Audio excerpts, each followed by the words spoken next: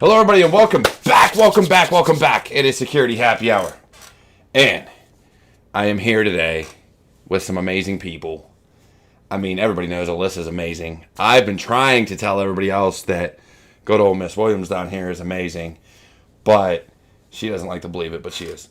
So, it is a mentorship episode. So, Security Happy Hour today is all about mentorship.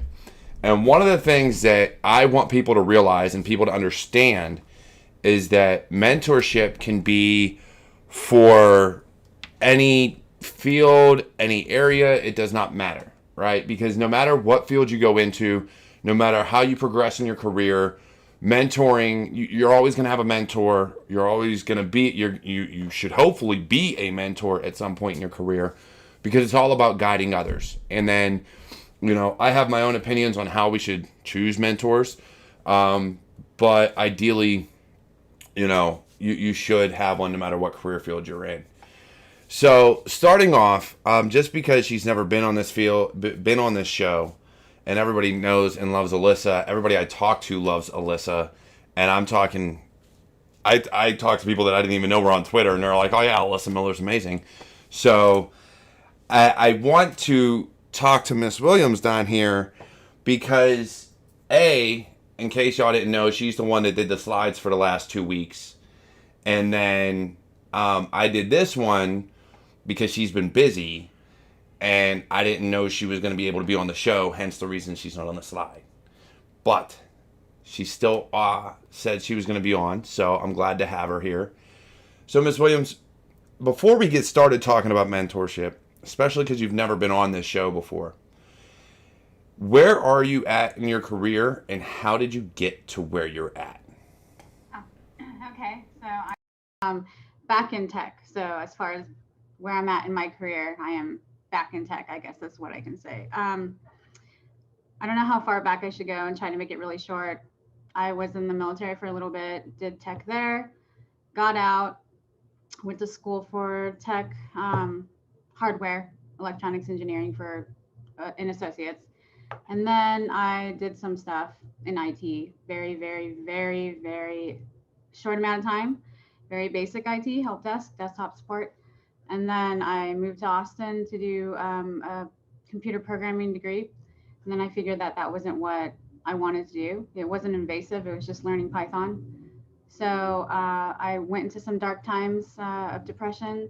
And then I took some time off and went into the food industry. I found that I really loved it. It's very artsy. I like plating, and I worked for some very famous chefs.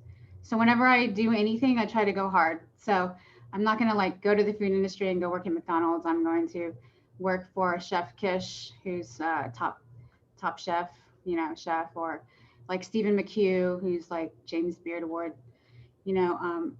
recipient, so on and so forth. So then I was like, you know what? After a while, it's just not fitting my lifestyle as far as financials go. And I wanted to go back into tech, right? So, but I was like, I don't want to do IT. It's boring. It really, not to like downplay everybody else, but it's really boring. And I was like, I want to go to culinary school. I want to have my own business. I want to do personal chef services because I want to be my own boss.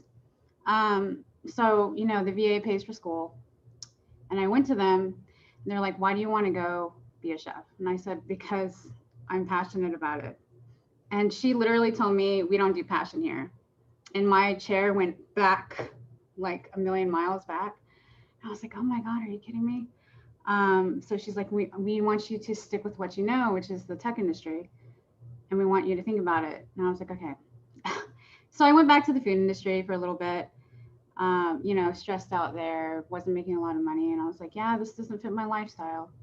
So sometimes Uncle Sam knows right and they know best. So I went back and I talked to my VA education counselor, who's also my mentor, a mentor outside of the tech industry, and told her, you know what, you're probably right. I'll go back. And I did. So that's where I'm at right now. See, and that's amazing because we find people from all walks of life that end up in this field. I'm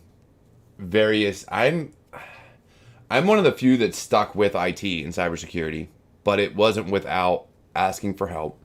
It wasn't without relying on other people to kind of guide me in my career path and things that I did. Davin Jackson, who me and him have a lot of similar backgrounds. We have one of the same mentors in Keytron Evans. He has been amazing, and ever since I met him, going through my CEH training, and help and guide me. But I have tried to take it upon myself to be a mentor to others, to help guide them in what they should do, should not do, tell them where they're wrong, things of that nature.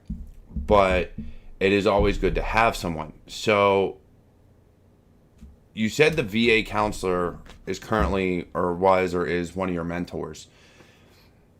In what regard do you consider her a mentor? Besides telling her, hey, you need to stick with IT, what else have they done for you that has really guided you in your career path?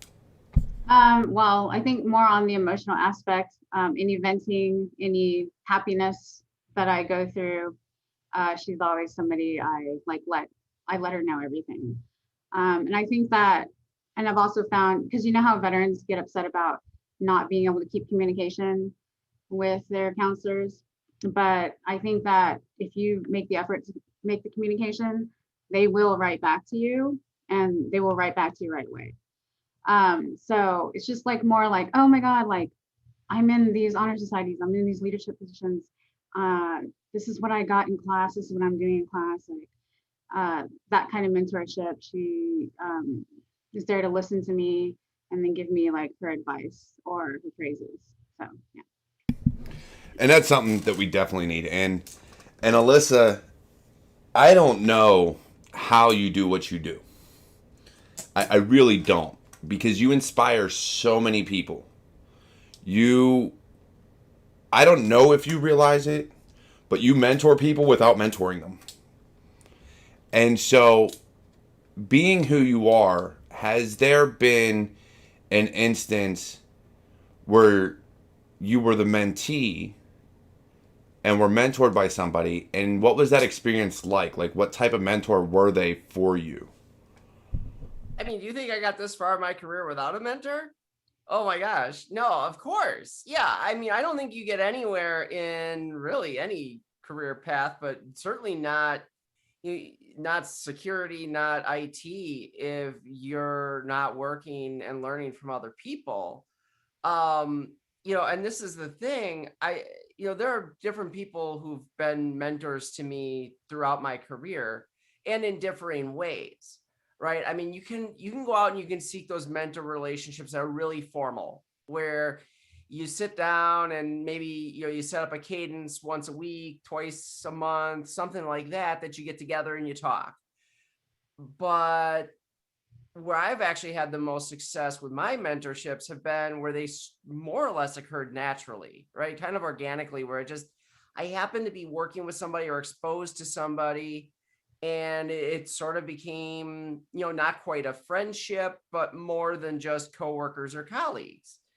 And that's where I've gotten a lot of value. Sometimes it's been bosses. Sometimes it's been just people I work with. Sometimes it's not even people I work with. It's just other people in the industry who have, impacted me in some way. And so, yeah, I look at how I got into security and the leader that I had that brought me into security in the first place. I was doing software development for a financial services company when a manager came over from the security team and asked me if I wanted to join their pen test team.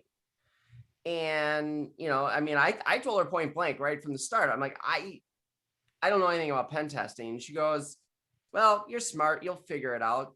That's why I'm talking to you.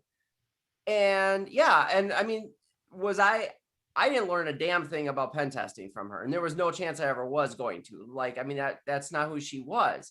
But what I did learn from her was my leadership style, a lot of leadership skills. And, she was a smoker. I was not. But she liked to go out to we had, after, you couldn't smoke in the office anymore. I mean, I'm not old enough to remember those days, thankfully. But, she would go out a few times a day to the little smoker's hut they had way in the back of the building, behind the data center, off on the far end of the parking lot to go smoke. And when she would go out, she would stop by and she'd invite me to go out. And that's where the bulk of the mentoring happened. Like, we'd go out there and we'd talk about what was going on. I mean, we didn't do like one-on-one meetings because those were our one-on-ones, right? And so, as I took on more and more leadership in that team, a lot of what I did was shaped by her. And then when she ultimately left as the result of a merger, and I was now, head of the security testing team, head of the vulnerability management program for this massive organization, it was a lot of what I got from her in those moments that I was able to leverage. Yeah, definitely. And you said one of the things now, mind you, I am a smoker. I don't encourage other people to smoke. You do you. But what I found in my career, in the military, out of the military, is you get a lot more interaction at a smoke pit than you do half the time in the office. And I'm talking more one-on-one, more informal kind of guidance and leadership and things like that. Just that off-the-wall training, or even mentoring or whatever you want to call it. So even for those that aren't smokers, if you work in an office, you might want to suck up the smell of smoke. And hey, I know you may hate the smell, but if somebody you look up to or somebody you work with or somebody like that you want to learn from is a smoker, that's probably the best time to go reach out to them because they're relaxed and they're more willing to BS with you in an informal setting. Actually, let me offer up here. So when she left and I was now leading this team, I wanted to hold on to that, right? Because I felt the value, but I'm not a smoker and I wasn't going to drag people outside to go. So what I did instead, we had weekly team meetings, right? Like most people do. Most managers will set up a weekly team meeting. We had that. Ours were scheduled for an hour. Well, after a while, I had to start scheduling them for 2 hours because my thing was I didn't go in there with like a set agenda or some structured, okay, everybody give your updates kind of thing. I mean, I made space for that too, but the bulk of those conversations were very informal. We joked around, it wasn't always talking about work. And it was to your point, it was one of those disarming environments where people could just be themselves. Now, granted, it wasn't one-on-one, it was multiple people together, but it served a lot of that same value that I was able to share some thoughts and ideas on, things not necessarily specifically related to the day-to-day business. These people were able to share stuff with the team about what was going on in their lives and stuff. And it made for a really strong, cohesive team. So there are alternatives. You don't necessarily have to sneak out to, the smoker's shelter or whatever to do it. And that's just some thoughts. Yeah, for sure. And I have found, even where I work now, even though we have team meetings, half the time it's informal, like it's on a Zoom call, or Teams or whatever. But it's very much, we banter about the most obscure shit, like before we even start talking about like clearing our task boards and things like that. Like, hey, so that bonsai tree you're growing, how's that going for you? Like, it's just crazy stuff. So yeah, having mentors is great though, because, and one of the things that I preach is, I like mentoring people. I like seeing other people succeed.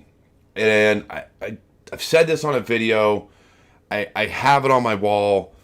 As a leader, you should not be getting people, like teaching people to follow. You should be teaching people to lead and basically replace you. Because in order for, and I've said this where I work, in order to get promoted, you have to have someone that can do your job. But so many people get scared and feel like, oh, they can replace me. Yes, that's the point. But that's why sometimes you have to find mentors outside of your work, right? So it's outside of your environment. Because sometimes you do get into those work environments where it just doesn't work out. You're not going to find that person that can really groom you to be a leader or a technician or whatever the case may be. And it sucks because you want to rely on the people you work with, but it's a fact of life. Some people just get scared. They don't want to be replaced. So So you have to go outside of that realm. Ms. Williams, has there been anyone now I got to be honest, as far as marketing and graphic design, you've been mentoring me the past couple weeks. I'll be honest on that aspect. But has there been anyone in particular that you've taken under your wing to kind of help out and guide and show the ropes of how to do certain things? I thought about that before coming on here. In my leadership positions, I've helped people in our honor society that are our members, but I haven't actually taken somebody in particular under my wing to guide them. I'm going to have to train people to come into my position, but I haven't done one-on-one mentoring, taken anybody personally. I've observed leaders across the board and seeing how they conduct themselves and how they act and what their niche is, to try to gather like how I'm going to be as a leader or a mentor myself. But I haven't found that, I don't know what you would call it. I haven't found my place yet to do that, or even to feel confident, I think. For example, if I was going to teach a tool, like in cybersecurity, like some hacking tool, how to penetrate something, I am not even there yet, I don't think. So I'm observing. I'm in that stage right now. So let's see what I come up with in the next few months. Yeah, definitely. And Alyssa might have some more insight on that than I do. But one of the things I told Josh Mason this, who I'm hoping to bring on my show here in the next couple weeks. He runs Cyber Supply Drop, great guy. Is there's always something that that others don't. There's always something that you can do to help someone else out. And again, like you said, your mentor from the VA side of things was more emotional and somebody to celebrate your accomplishments. So even if it's not necessarily someone you work with, like I said, the things that you've done for me and the way you volunteered your time to help me out when you didn't have to, especially with your busy schedule, those are things that I look at as more mentoring, because I take the time, I look at what people help me with and I'm like, all right, I'm going to help other people. That's what I'm going to do, is I'm going to continue to try to help others because people have gone out of their way for me. Alyssa recently has gone way out of her way for me and done things for me that I other people wouldn't give you the time of day. So don't be afraid that even though you may not think you know something or know enough, to just guide people and let them know where you're at, or just talk to them and be like, hey, look, you can do it too. There's no reason why not. Now, Yeah, saying, I think on Twitter, I've talked to, a couple of people, but it's more like checking in on them and praising their progress on Try Hack Me. But it's, I've only gone through one walkthrough on Try Hack Me where I helped out one of the guys there, kind of, but at the same time, I was quiet most of the time, doing a lot of thinking. I don't know if there's a recording on that, but I did help him get through some of that capture the flag. But I don't feel like I'm a pro enough. But yeah, I guess all I've been doing is just checking in on people, praising them. And I want to be at the level of mentorship where, maybe like Alyssa or Philip. So this is something that's actually important to me, is understanding mentorship isn't just about like teaching technical skills, right? So I mean, literally, I had to pop it up here while we were having this conversation. What is the definition of mentor? It's an experienced and trusted advisor, right? You have experience. You've described here for us your life experiences, your career experiences. And there is no reason that you, and I'm guessing you probably already do, share some advice or share at least your perspectives based on that experience with other people. That's mentoring. Like literally, you don't have to be like some ultra skilled top end, hacker or whatever else, or, the best chef in town or any of this stuff, right? I mean, just the fact that you have experience to share. In fact, I gave a talk at Diana Initiative last week, in fact, a week ago today. And that's one of the things I touched on with the different, when you think about mentorship is more than just getting career coaching or technical training.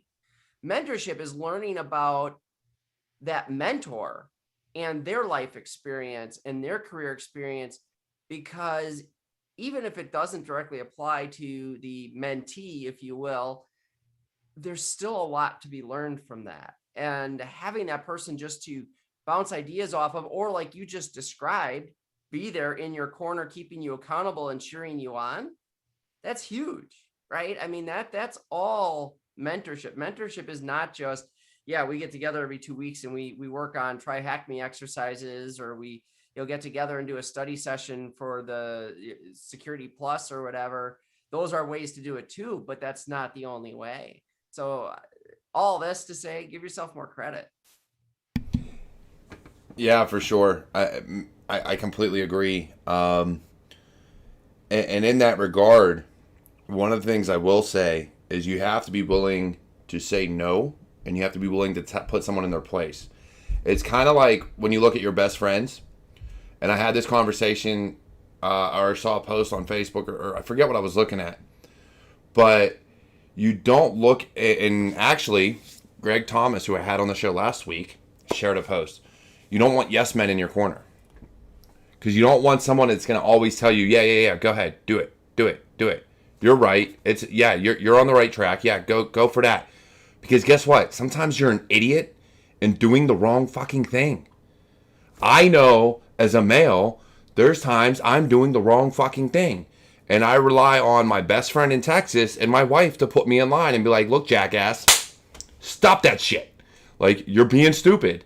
So you need that in a mentor also, though. You need someone that's going to, when you're traversing your career path, and maybe you've done everything and blue team like the back of your hand, and you're like, I'm going to go apply for the senior pen tester role. Do you know anything about Nmap? No. Then what the fuck are you thinking, guy? Like, you need to be able to put people in perspective of, do you even know any tools to apply to certain roles? Do you even know emotionally how to handle a management role? Are you built to be a leader, or are you built to be a technician? Because they're two different things. You can make good money hacking boxes as a red teamer, or being a pen tester, or being a security consultant, or you can make good money being a manager and a CISO and a leader and things like that. But they don't always go hand in hand. So you need to be able to guide people the right way and know their personalities to be like, I wouldn't do that. It's not for you. You're not going to like it. And it's just based off of what I know about you. Now, if you're going to do it, great. Go for it. Hey, my advice is probably not the best. And if they do it, they get a position, or they end up somewhere where they're like, oh, I'm going to do it anyways. Kind of like when your dad gives you advice and you go against them and you do what you want anyways. You're going to look back and you're like, yeah, you're right. I shouldn't have done that. It was all bad. All bad things. But it's the same concept. Don't have yes men or yes women in your corner. It's you don't want that at all in your career, because all they're going to do is tell you yes. Every idea you have, even if it's a shitty one. Yep, do it. That's what you want to do. No, it fucking ain't. Don't be stupid. Like, let's be honest. And Alyssa, have you had yes women and yes men in your corner? They're like, yeah, do it. That's the right idea. That's what you want to do. Actually, I don't think so. Not that I remember anyway. And I think, I think the opportunity for that would have arisen if anywhere, where I, was leading teams and, maybe members of the team. But I think even there, my leadership style is very much just authentically me. It's like, you see what you get on Twitter from me. You get the same thing if you're working with me on a team like that. That's who I am. I'm not interested in playing a role or, trying to be something I'm not. I mean, it's just, so I gotta say, I haven't run into that, thankfully. On the flip side of it, though, I mean, I have had to have those tough conversations with somebody where someone's like, they have this grand idea of what they want to do and it sounds great. But, my approach has always been, well, like, okay, that's interesting. Let's talk about what it would take for you to get there where I see that you're at right now. because I never want to be the one to just say, no, that's a horrible idea, don't you dare. But I do want to be the one to like bring that dose of reality. Like, yeah, you could go for that. If you want to be a CISO, great. But you're a SOC analyst right now. That's probably not your next step. You might have one or two other career steps that you're going to need to put in between there in order to get there, right? And so that's the thing. And that's really what I try to focus on with people. It's like, I'm not out to destroy someone's dreams or to gatekeep, but I want them to see clearly what that path looks like. And if they want to go for it, get in there and go. Like, by all means, dive in, shoot your shot. Just understand there might be more there than you're seeing. That's good. That reminds me of this conversation that I had with this past week. I went to my internship discussion with the vice president. And, he asked me what my long-term goals were, and I told him, and he was surprised because, I'm interested in like red teaming and pen testing and so on and so forth. I guess like everybody else is. Of course, I will be starting with SOC analyst and threat intelligence in the internship, which is like blue teaming.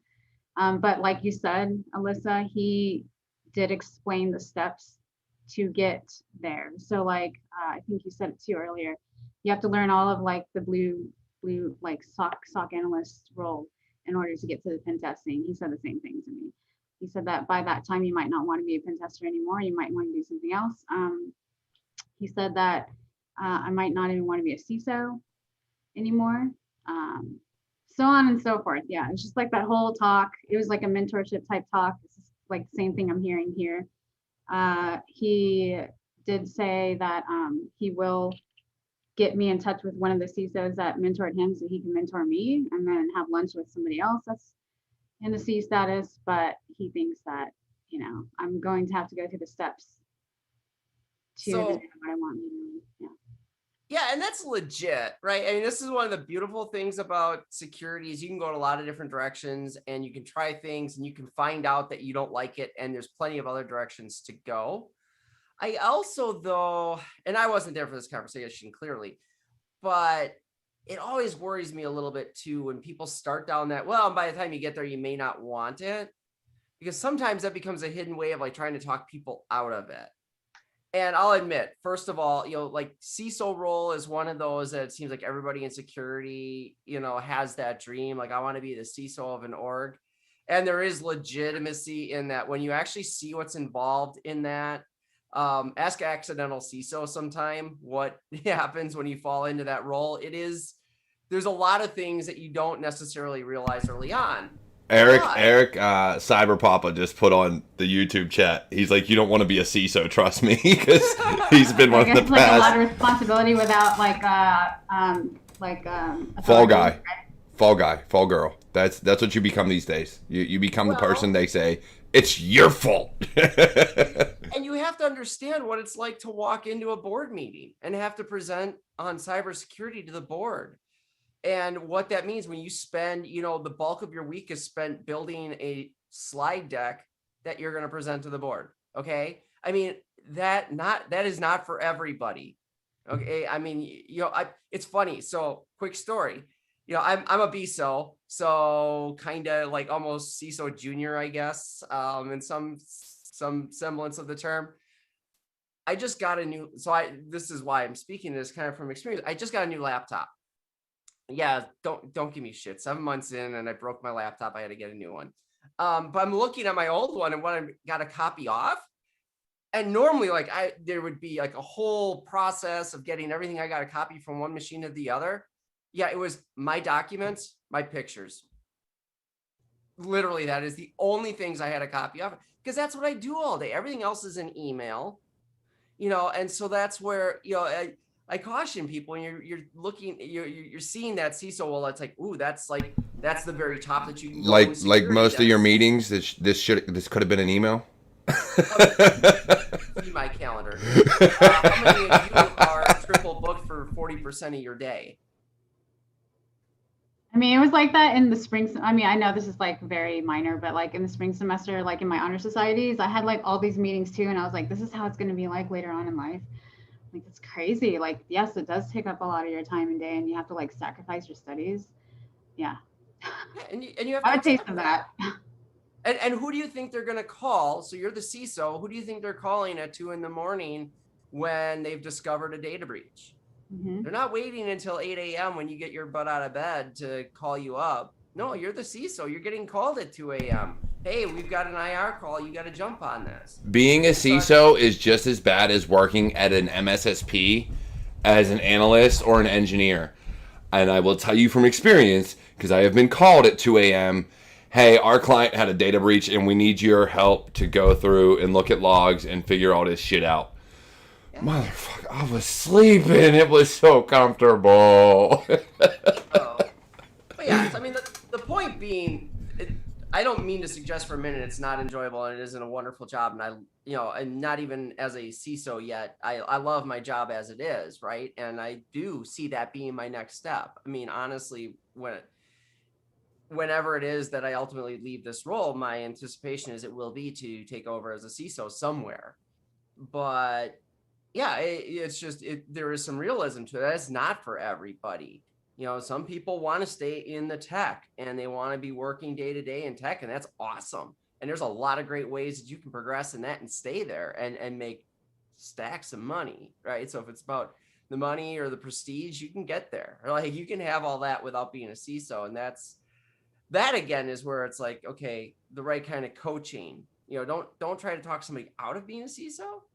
Help them understand what it entails and what the alternatives are.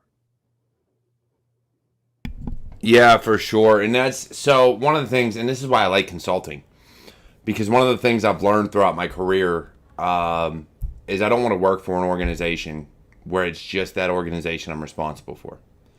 And this is where mentoring has come in and talking to other people and realizing what different careers are like. I wouldn't mind, and I've said this within my own organization, working my way up to where you interact with CISOs and you're basically a vCISO. You're someone that helps guide other organizations to bring their CISOs up to speed, to develop programs and things like that. But I personally do not want to be responsible for the success or failure of somebody's security program. I have seen it to where the board does not listen to you no matter how much information you give them. And they're like, we're not going to listen. We don't care. And then you're on the chopping block. So whether or not it stays that way is a moot point. You still are tied down to one organization. Whereas where I'm at in a consulting role, in a consulting fashion, you get up to that level where you're guiding these CISOs. If they don't listen, it's not your problem. You can only do so much. You can only take a horse to water. You can't make them drink. Plain and simple. And so that's where I'm at. Is I've been doing this long enough that I don't look. You can offer me $250,000, $500,000 to go be a CISO for a singular organization, and I'm going to tell you no. Hands down, I'm going to tell you no every time. And that's just because I've realized where I'm at in my career. I don't want to do that. I don't want to be on the chopping block. I don't want to have to fight with a board of directors to make things happen within an organization that should probably fucking happen. I just don't. But some people want to. Some people want to make that change. And for a while I did. Now I don't. But it's up to you. It's all on the individual. So, Ms. Williams, for someone to tell you, you may not want to be a CISO. I think it's because he was a CISO and he doesn't want to be a CISO. And that's what I was going to say. Depending on where you're at, they may be right. They in one regard, they're right. By the time you get to that point, you might not want to be. But it really comes down to, and like Alyssa said, in what aspect and what tone are they saying it? Are they saying it to just completely push that away and try to like passively tell you, don't go this route for one reason or another? Or are they saying it in the regard of, look, I'm here. You may enjoy it, but you may be like me and not like it. You really may just, it may not be for you. And just giving you that warning. Which could very well be the case. It all comes down to tone. But I say the same thing about pen testing, red teaming, purple teaming, blue teaming, no matter what. You have to know both sides. And that's why when, as a mentor myself, when people come to me and are like, oh, I want to get into cybersecurity. What do you want to do? I want to be a pen tester. Okay, Yeah, purple teaming is the best. Oh, I love purple teaming. You have to know everything. Yeah. You know. I love. Well, I think you have to know an overview of everything, no matter what you do, on either team or any team. But yes, I do agree. Purple teaming and getting a hands-on ability for both sides is amazing. But that's why, as a mentor myself, I always ask people, "What do you want to do?" Because if they don't know, if they haven't experienced the offensive side, and then looking through logs and SIM and hell, stand up security onion and play with that for a while on your own network. If you haven't done these things and have no clue, I can't guide you. I can only tell you, start doing research. Figure out what it is you truly want to do. Because if you think pen testing is just breaking into computers and that's all you're ever going to have to do, you're wrong. Because you got to write reports. And motherfucker, if you can't write a report and you can't articulate a report, you're screwed. Because the report is really where you make your money on pen testing. Red teaming, you're silent. It's a little bit more, oriented to, okay, I was able to do these certain things, and you're quiet. And this is just my opinion. But pen testing, you could be as noisy as you want to be. Go in there, find every exploit, every vulnerability, and choose one of them. And be like, yep, I got in this way. I did this, this, and this. You don't have to exploit them all. But you have to write the report for it. Red teaming, you got to write a report, but you can be a little bit more pinpoint. You don't have to find everything necessarily. You just find your way in and say this was an issue. So it really comes down to, what they want to do. Every avenue you choose needs soft skills. You still need to be able to write things, whether it's an email, a report, or a memo, whatever the case may be.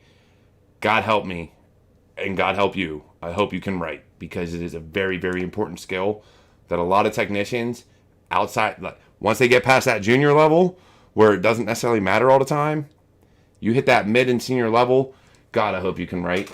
I really do, because it becomes of utter importance. It truly does. I mean, and that's the trick with being a CISO, right? Or being even in any security leadership position. I mean, you talk about those board meetings or even executive committees where they don't listen.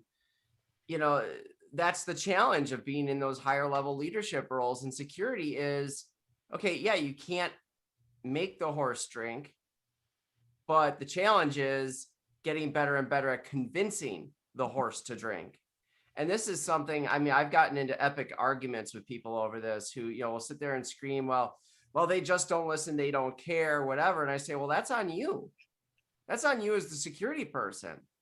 And this is, I don't care if you're a pen tester, pen testing consultant, I've been there, and you're trying to convince them why they need to fix a vulnerability, and they're saying it's not a vulnerability, all the way clear up to if you're a VP or a CISO and you're trying to win funding to, launch an EDR product or something, it's all the same. It's on you. You're the expert. It's on you to deliver that message.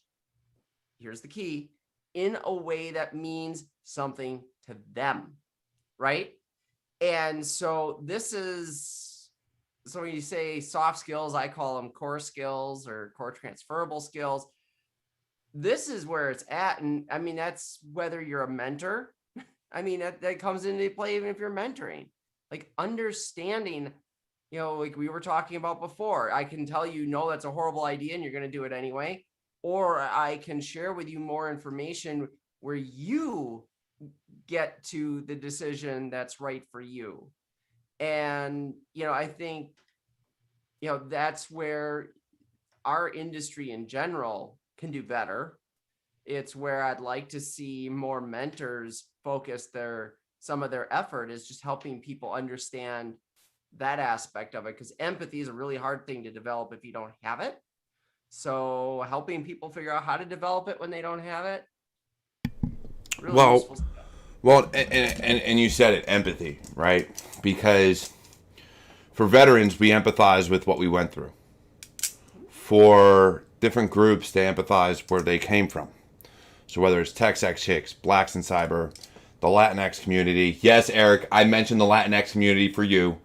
Or whatever the case may be, you can empathize based on some key element of upbringing, of society, of whatever the case may be. So it makes it hard if you've never had to experience anything and you've had no reason to empathize with anybody. Or maybe you had, but you're just a cold-hearted asshole that chooses not to, which exists. Let's be honest, that exists in society. But where I try to really focus, and I'm sure a lot of other people that I interact with, to include you, Alyssa, and Miss Williams, and Eric, and Brad, and all the other people we interact with on Twitter, because we do have a pretty close community. I mean, even with the 2,000 and some followers I have, and Lord knows how many you have, Alyssa, I haven't looked. But we try to keep things pretty close-knit to where we all empathize with each other and understand where others are coming from and why their views are the way they are based on who they are. So when somebody comes in and, regardless of industry, tries to join an industry and they meet the wrong person that doesn't empathize, that doesn't understand, that doesn't quite grasp the concept of why they are the way they are, or why they lack a certain bit of knowledge, it makes it hard and it pushes people away. And we see that all the time with the gatekeepers in our industry, where, oh, you don't know how to do this, you're not worth my time. I can't even talk to you now. But we see that. And we see people that should be mentors in this industry completely drive people away from it when they're people we could probably really use.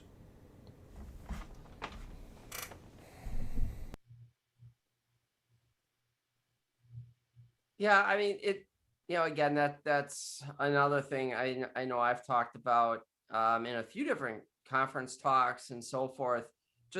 And boy, it's the cliche that I know annoys people, because cliches just in general annoy people, but that saying about rising tides raising all ships.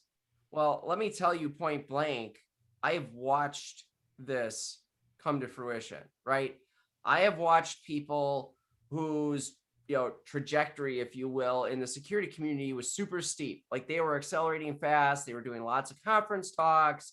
People were talking about them and bragging on them, and they were doing good work, but they had no interest in raising anybody else, right? Like, I mean, they didn't go to other people's talks.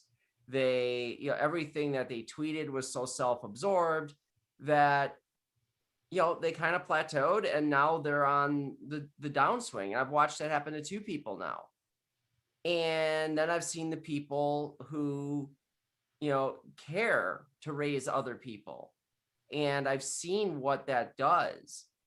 And so, it's like I said last week in that talk at Diana, it's, if you can't do the good, right thing for other people for the sake of doing the good and right thing for other people, do it for selfish reasons, because it will help elevate you if you help elevate others. I mean, just seriously, whatever it takes, but enough of this garbage where people want to hold other people back, you just end up holding yourself back. Times have changed a lot. We're not in BBSs and IRC chat rooms anymore where you can gatekeep on who gets in, you can slap people in with a fish, all the things that we did, right? I mean, those days are over. We've got this thing called Twitter. We've got a strong community of people that know each other.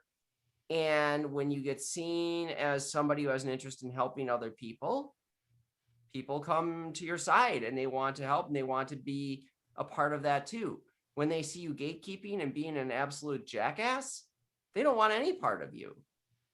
And that shows. Yeah, for sure. And that's one of the things, like, I don't understand. So I'm the type of person, and honestly, Miss Williams here has gratefully helped me out, and I've offered her money and she's been like, no. So, I respect people that help others out of the goodness of their heart, or at least it seems that way. It could be selfish and you just don't know, but regardless, out of the goodness of their heart, they're like, hey, you don't need to pay me. I got you. Like, no problems. And I look at things and I look at mentoring kind of the same way. And Alyssa, I look at you and the things that you do and the talks that you do. So I'm going to be honest here. Shannon Morse, who's always been someone I watched on everything. I've watched Threatwire. I watch her shows for when she does reviews on Morse code. I've reached out to her and her personally. Hell, she was on like my second or third episode of Security Happy Hour and been like, hey, look, what can I do better? What do I need to do to improve? And she's been upfront and honest with me. And she's the first one to tell you, shit takes time. It's not overnight. And look, as an impatient motherfucker as I am, like, I still talk to her and she's like, look, you're doing good things, but it's going to take time. Things need to catch on.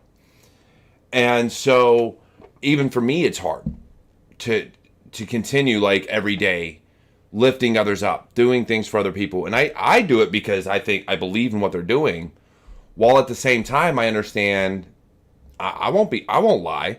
The selfish part of me is like, by lifting others up, it helps me. It does. Like, yes, there's a selfish part of me that looks at things and goes, I can do this. Like, this will help me. Now, if I was on a personal account, I'd still do it anyways, just because that's who I am. But to make my channel and to make the message I want to send stand out, which is, this is a channel that lifts people up, that spreads a good message, that gets people out there, that does all these things. If I weren't out there on Twitter lifting other organizations up and doing other things, I'd be a hypocrite and I'd be an asshole. On top of, I wouldn't get anywhere. Where would I go? So now, having the channel, so I do it here, but then I also do it on Twitter. But how many people have we seen that'll like do it on one format, but then in the other format be a complete prick? It happens because they think, oh, I don't have to stand up for these people because it's a different account. They don't know who I am. Yes, the fuck we do. We know who you are. We know everybody. Like, you know who's tweeting shit. You know who is doing the wrong thing. I love people. That's a lie. I hate people. I don't like being out in public unless I'm at a conference drinking. But no, I kid, but I do. I love helping others out. I get gratification seeing others succeed. And yeah, so the selfish part of me does want to see others succeed because that's what makes me happy. So if you do what makes you happy, is it selfish? Maybe. But I'm still helping others. I'm still lifting them up. So if that's what makes you happy, yeah, it's selfish, but at the same time, you enjoy doing it. And it helps other people. So as a mentor, I do everything within my power to see others succeed, to see others reach their dreams, their goals, their ambitions. And as a mentee, I look for people like Shannon, like Davin, like Eric, like Alyssa. Like I said, we haven't talked a whole lot, but even still, you're an inspiration to me for all you do in your talks and the things that you do throughout your career to improve life for everybody else in this career field. Because you do a hell of a lot to improve the lives of other people within this career field. So I take inspiration from that. And whether it's an inspiration or a mentor, you can be a silent mentor that doesn't know you're a mentor, but you are. Because I look at everything you do as a way to guide to how I present myself and how I can get to go on talks and go do things. I've never done a CFP. I'll be honest. I'm that greedy asshole that wants you to pay me to go talk for you. I don't have the patience to write a whole PowerPoint just for you to say, yeah, okay, go do it. I don't have the time of day or the patience to go do those things. So I'd like to eventually get to the point where they're just like, hey, can you come talk for us, please? Whether or not that ever happens, who the hell knows? But then I see Miss Williams here, who, like I said, has helped me out graciously. And for some reason doesn't consider herself a mentor. Still trying to figure that one out, because she is. But has also been mentored. So we have these relationships and we develop them. So where do we go from here? How do we reach a wider audience to understand that mentoring is important, that being a gatekeeper and an elitist is you just being a fucking egotistical prick? Well, one way, I'll try to be fast. One way I tried, like for example, you can't get burned if you're the flame, right? That's what Alyssa said at Diana Initiative. Somebody ignored me, or at least it felt like they ignored me. And I'm not going to sit around and not be given the time of day. So bye, right? So that was it. And I was like, how do I get through to people on Twitter, for example? I can't really teach anybody anything like confidently, like unless I'm at school doing an assignment, I'm doing it from A to B, and then I'm doing it for a grade. Maybe I should try to teach people now. Maybe I should just let go. But I'm like, how am I going to reach people and like engage and then see what I can do for them and then see what we can do for each other? So I tried to do a giveaway. Republic of Hackers helped me out with that big thing. They boosted that. I started getting to know a lot of people, getting a flood of people in. I'm like, all right, this is awesome. And some people saw that as selfish, and I ignored that because they're not the flame, right? I am the flame. I am the flame. I am going to keep going. So I did that, and I mean, that's the step that I took. It got me to be connected with a lot of people. I think maybe that's where you came in. I don't know how the following came, but started getting more followers and more open of the community. Like, cause I was like in a dead spot. I was like, how do I get reach these people? I knew there was a cybersecurity community. I was walking into it, but I didn't know how to fully grab out. So if you have something that you can give to people, if you have a little bit of means, why not buy some vouchers and do it? I was doing the whole YouTube thing, like and follow and right? Because I didn't know how to market myself when it came to that. So I was just following verbiage from YouTube, from other influencers. And, people saw that as kind of selfish, but they don't know me. So I wasn't going to hold it against them. All you can do is just let them see, as time goes by, what your intentions are. So that's when I started doing. And now I'm knowing all these people and meeting all these people, and now I'm going to Black Hat to know more people and DEF CON, which all freaks me out because it's going to be a whole in my face of networking. But yeah, that's you might have the advantage. It'll be smaller this year. Good. I'm good. For Philip Wiley's podcast, I was I hope only 10 people come. I'm sorry, Phil, but I was wasn't ready for all that. But I'll take it for as it goes. The hotel room's right there, so you just run to the hotel if you need to. So. Yeah, and I know Alyssa got Fancy Friday coming up. I just barely heard about that last What week. time? What time do you start that? 5 minutes. All right, so I gotta hurry this along. But look, I completely agree. You've got to be the flame. And look, for anybody to get on you about being a hater, all your haters that send messages or comments or whatever, ignore them. Actually, we all need haters because we're not doing enough in our career and enough in our ability to reach the crowd if we don't have any haters. Let's be honest. Because haters are what are going to drive a lot of people. And if you don't have enough, or if you have too many, feel free to send them my way. I'll take all the haters on. I don't care. But at the end of the day, the way I see it is, if you watch any YouTube channel, and mind you, I watch a lot of reaction artists that react to different music.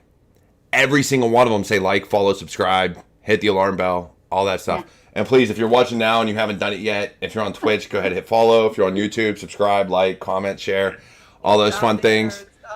Do it now.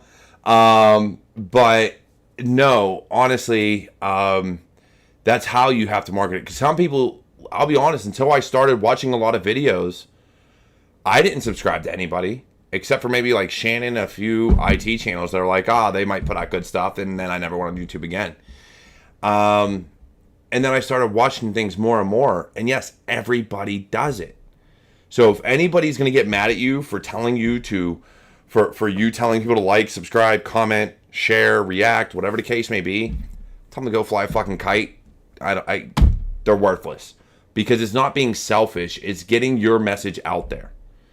It is a message that a lot of people need to hear. Look, I'm on TikTok now. A platform I said I would never fucking be on because I don't trust it. But guess what? The younger crowd and those that don't give a damn about cybersecurity are fucking on there. So how can I get someone to watch a 2-minute video on this is a shitty password, you might not want to use it? Put it on TikTok, because no one's going to look for it on YouTube, but on TikTok you got to scroll. So you might just come across me and be like, oh, I'll listen to him real quick. Who the fuck knows? But it's still something, it's another platform. So don't be afraid to put a message out there. Now, before we go, Alyssa, because I know you got to go here in a minute, give us your final thoughts on mentoring, because I think it's important. I know you think it's important. Miss Williams thinks it's important. But what are your final thoughts? I'm going to just recap what I said before, and that is understand that mentoring can be a lot of different things. Okay. I think somewhere along the way, we got this picture in our head that mentoring was this very formal career coaching kind of relationship, and it can be, but that's not the only form of mentoring. You find mentors in all spaces, all parts of your life.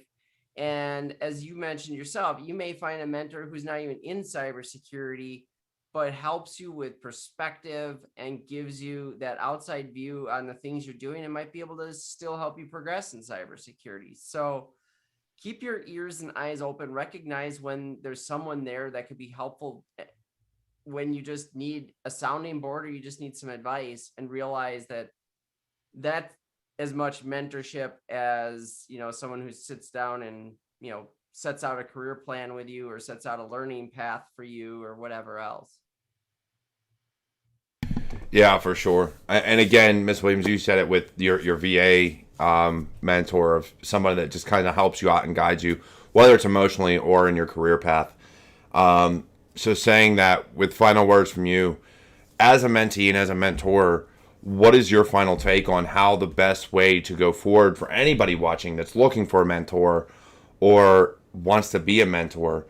What's the best thing for them to look forward to? The best thing to look forward to? Or correction, the best thing to look for. Oh, I just went and asked. I just went and talked to people. Like Philip Wiley's my mentor. I just asked him how he can be my mentor, and he said that it's not a formal thing. You just talk to me whenever you want. Same with Omar and Felipe. So you just talk to somebody. Don't feel afraid to hold back. Don't hold back. If you want them to mentor you, just ask or just approach them. That's my advice on that. Yeah, for sure. Don't be afraid to ask. A lot of people are afraid to ask questions. And look, and like I've told a lot of people, when it comes to the show, it's the same way I look at looking for a mentor. Don't be afraid. Don't be afraid to ask questions. Don't be afraid to come on. Don't be afraid to reach out to someone and being like, hey, look, I just, am I screwing up? Am I doing something wrong? What do I need to do better? What choices should I make? Or, hey, this is a job offer given to me. Does it make sense? Anything along those lines. A lot of people, especially in my network, Alyssa's network, Miss Williams' network, anybody in the YouTube chat and Twitch chat, a lot of us will reach out and be like, yeah, actually that makes sense. Or, you know what, it's really not a job you want, or tell me why you're looking for that job. We'll give you honest advice. And that's what it comes down to. Whether you're a mentor or mentee, be honest. Be honest with what you're looking for, and be honest with the advice that you give. If it's not something you would do, give the reasons why. Don't just say you wouldn't do it. Say why. Because if you don't say why, then you just come off as, I wouldn't do it. Well, why not? Well, because I wouldn't. Then you're like, those sergeants in the army that tell you to do something, and now we have soldiers that say why, and you're like, because I said so. Yeah. Look, that works in the military, or at least it should still work in the military, even though it doesn't. but it does not work in real life as a mentor, and it does not work in real life as a mentee. Those things, if somebody asks why, give a valid answer. But saying that, look, I know Alyssa got to go, and it's been great having her on this show, as always. Miss Williams, thank you for joining us. Seriously, thank you. I'm so happy you were here. Go ahead, and I said it earlier, go ahead, hit that like, subscribe, hit that bell, notify, all that fun stuff so you know when I go live. Hit follow on Twitch. In the description is my bio.link, as well as every other way you can support and do all that other fun stuff. As well as the ways you can keep in touch with Alyssa and Miss Williams. Their Twitter handles are down there. So if you need anything else, look, feel free to reach out. We all love you. Take care. Have a great weekend and stay safe. You guys have a good weekend. Bye-bye.